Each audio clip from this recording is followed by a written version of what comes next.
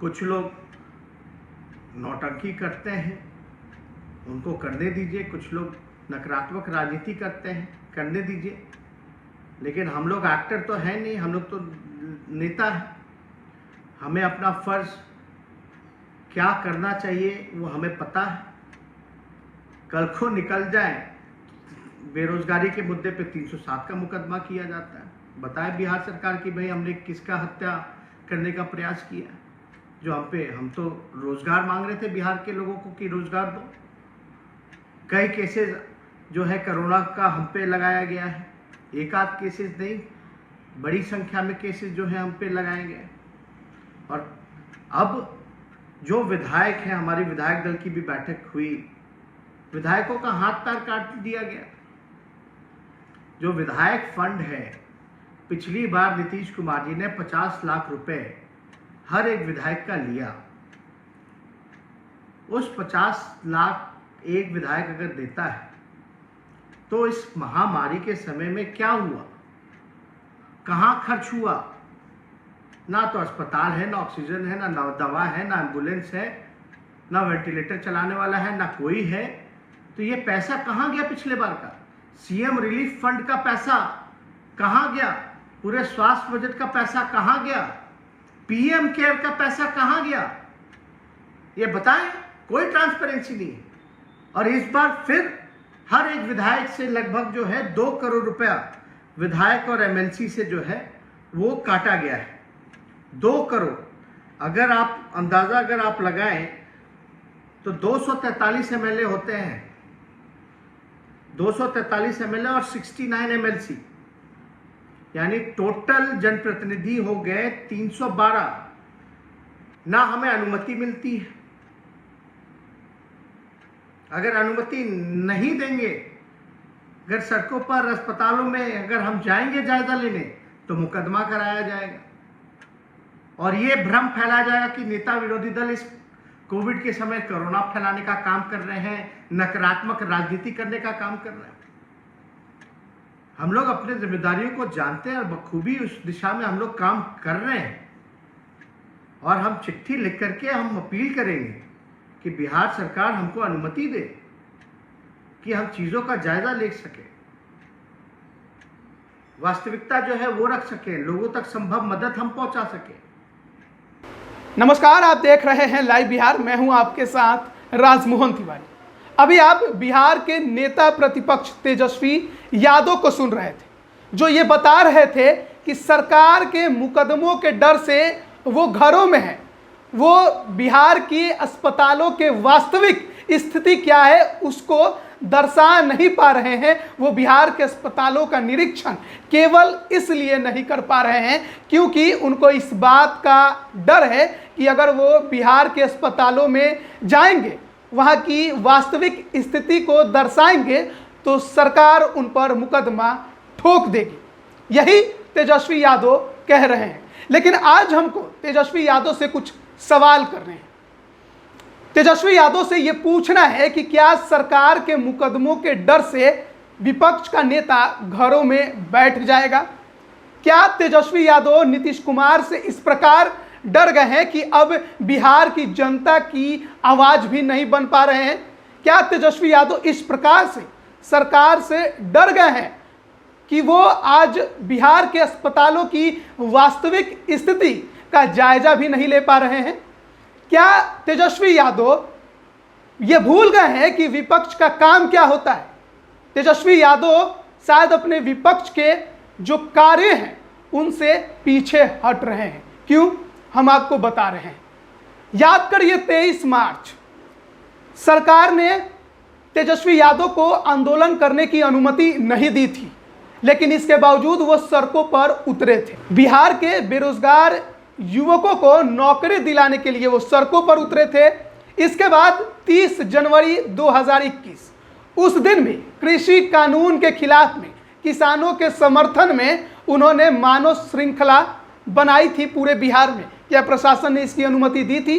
उसके पहले 5 दिसंबर 2020 गांधी मैदान पटना में तमाम महागठबंधन के नेताओं के साथ उन्होंने गांधी जी की मूर्ति के पास संकल्प लिया था कृषि कानून के खिलाफ, और उस दौरान उन्होंने इस बात का जिक्र किया था कि अगर अपने किसानों के खेत खलिहानों की लड़ाई करने के लिए सड़कों पर उतरना अपराध है तो वो ये अपराध बार बार करेंगे। क्या उस दौरान जब 5 दिसंबर को वो पटना के गांधी मैदान में गांधी मूर्ति के नीचे संकल्प जिस दिन उन्होंने लिया, क्या इसकी अनुमति प्रशासन ने दी थी उनको? उस दिन भी अनुमति नहीं मिली थी, 30 जनवरी को भी अनुमति नहीं मिली थी, 23 मार्च को भी उन्हें अनुमति नहीं मिली थी, लेकिन राजनीतिक कार्य थे। तेजस्वी यादव सड़कों पर उतरे, सरकार के खिलाफ उन्होंने आवाज उठाया, बिहार की जनता की हक की मांग की, उनकी वाहवाही भी खूब हुई।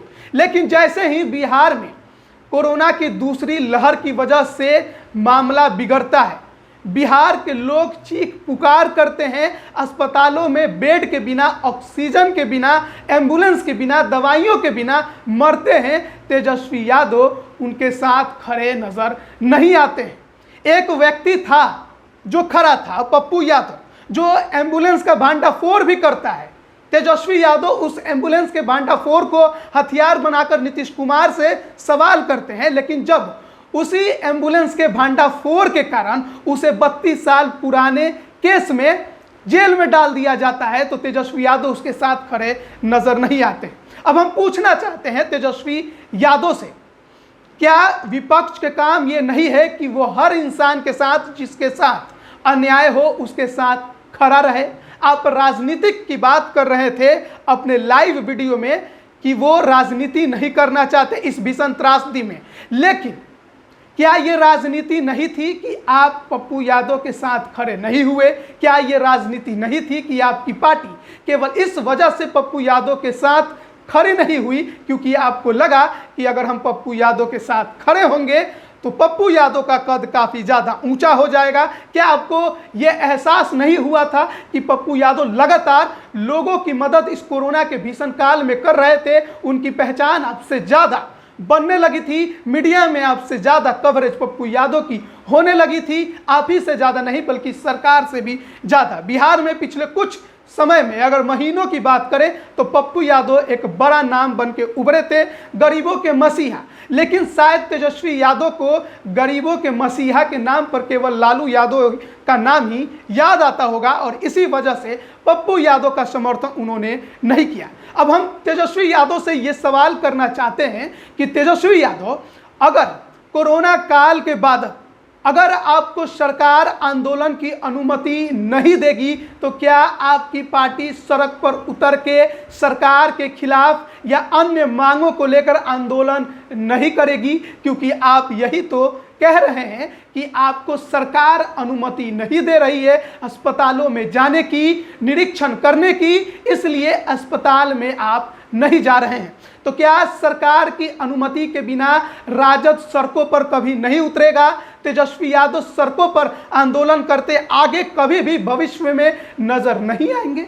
ये बड़ा सवाल है जो खड़ा हो रहा है, क्योंकि कोरोना के भीषण काल में आप गायब हैं और जब आप फेसबुक पर लाइव आते हैं तो आप जो बहाना बनाते हैं वो बेहद ही घटिया नजर आता है, क्योंकि सरकार के अनुमति की बात कहकर आप केवल और केवल अपने फर्ज से भागते नजर आ रहे हैं।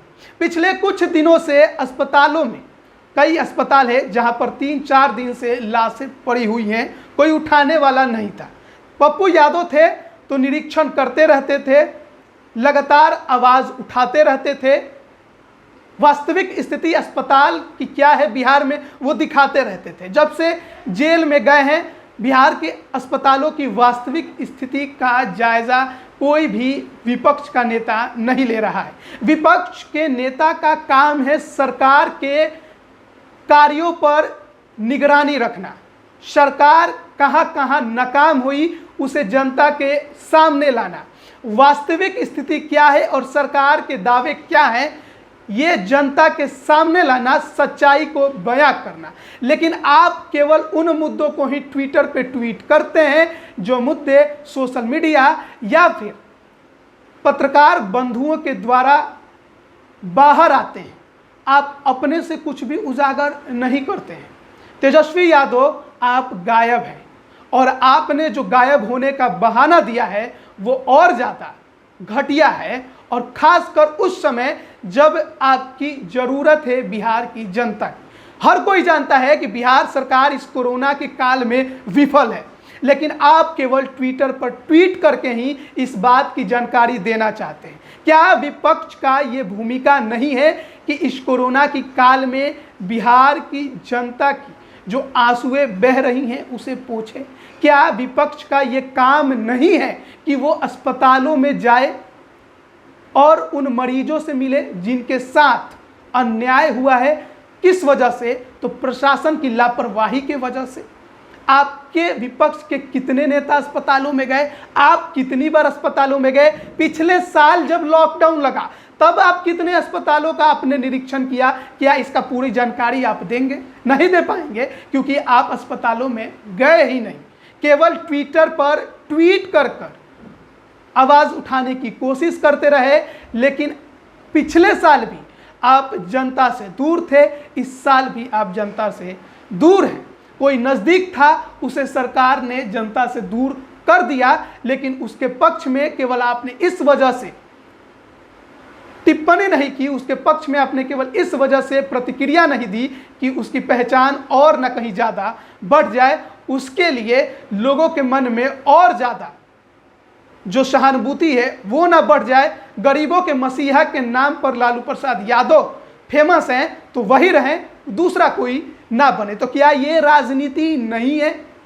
ये सबसे बड़ी राजनीति है इस कोरोना के भीषण त्रासदी में, कि अगर कोई किसी की मदद कर रहा है तो विपक्ष उसके साथ खड़ा नहीं है जब उसके साथ अन्याय हो रहा है। तो आपके फेसबुक लाइव का क्या सार था? जरा अगले बार आप फेसबुक पर लाइव आए तो बेहतर तरीके से बताइएगा। लेकिन फिलहाल आपने जो फेसबुक लाइव किया उसका तो हमें बस एक ही सार नज़र आ रहा था कि आप केवल अपना और आपकी पार्टी का बचाव करते नज़र आ रहे थे।